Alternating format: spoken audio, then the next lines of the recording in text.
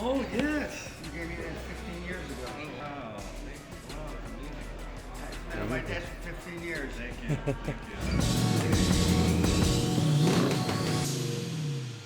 Thank you. By the way, do you remember when you flying down from Vancouver to have breakfast with me? Oh yeah, I'm gonna tell that story right now. It's gonna start with that right here, right there. Oh, it'll be a good story. Oh, time flies. Time flies. Well, today we don't just have one boss in the Bentley, we have two bosses in the Bentley. I have my mentor, I'm very honored, Mr. Dan Peña, the $50 billion man, with me in the car. I've been waiting for this for a long time, Dan. And I've been waiting as well. We were just talking about back then, I think it must be over 10 years, 12 years ago. No, it was 2003. Oh wow, 2003. So, for those who don't know, I actually contacted Dan, the Castle back then, and I asked him to even mentor me. And Big Dan said no, by the way. He said no, but he was gracious enough to meet with me at Los Angeles. I flew in there.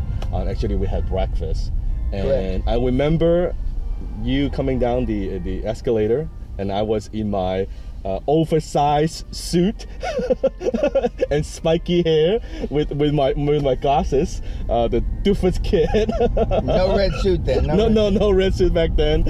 Just a cheap suit. But Mr. Peña spent almost like a few hours with me during the breakfast and asked me a lot of questions. And I'm forever grateful. And at that breakfast, you gave me this. That's right.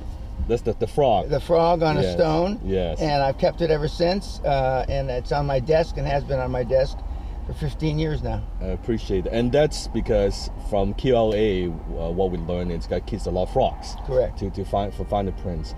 Now back then, I remember when I went to the castle, shortly after Correct. that, yeah, maybe less than a year. And the first time I went to the castle, it was actually very uncomfortable for me because we always talk about comfort, about success. And I went there. I was living in a one-bedroom apartment with my mom. Now I flew to Scotland, living in this castle, right? And for 7 days, I was actually staying in a cottage, so with my own bedroom, bathroom, Yep. and I see the antiques and everything. It's everything. It's a wealth traders, right? Talk to us a little bit about comfort. Well, one of the primary reasons that most of the kids, and I call you all kids because I'm either old enough to be your Yes. father or grandfather, Yes. all the kids have trouble succeeding.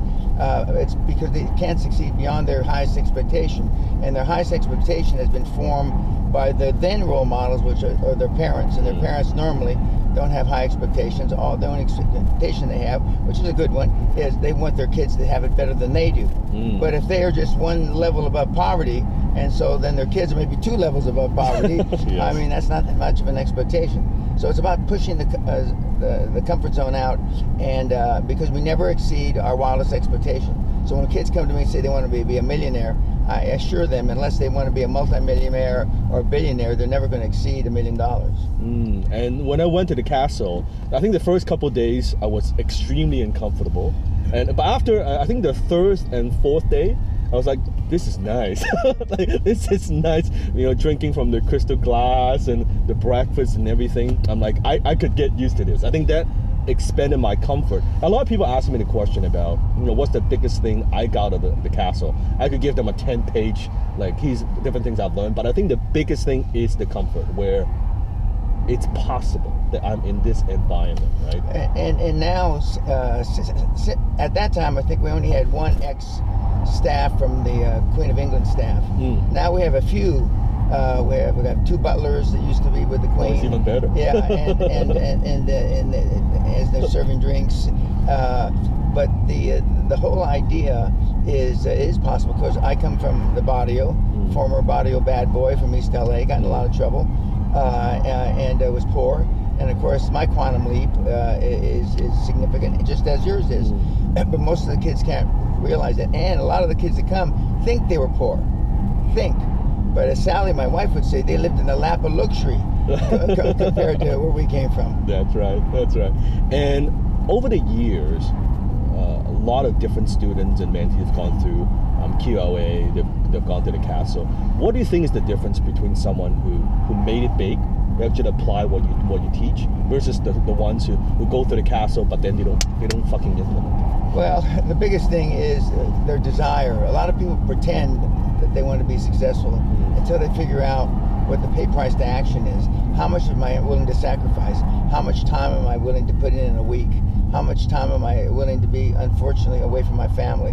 How much time am I willing to, make those cold calls? And most people grossly underestimate it. One of the things I've said since before I met you, you can never underestimate how wrong you can be. Yes. And the amount of sacrifice and focus and devotion to success is a big deal, and most people just don't have it. And I thought before QLA, I thought, I was working hard. No, I wasn't working hard at all. Like you said, I think at the castle, you said, you fucking kids can't even spell high performance, right? You don't even know what that is like. Correct. And I remember there was one night, I think I walked by, I think the third or fourth night, and I walked by, and you've been teaching like long days, right? Long days from morning till like, sometimes we don't wrap up like 6, 7 p.m., right? I think the third or fourth night, I walked by your office and I was like, oh, Mr. Peña, you're still working? I remember you told me, hey, you all kids are all fucking rich, filthy stinking rich. I gotta make a living. Right. And then you went back to work.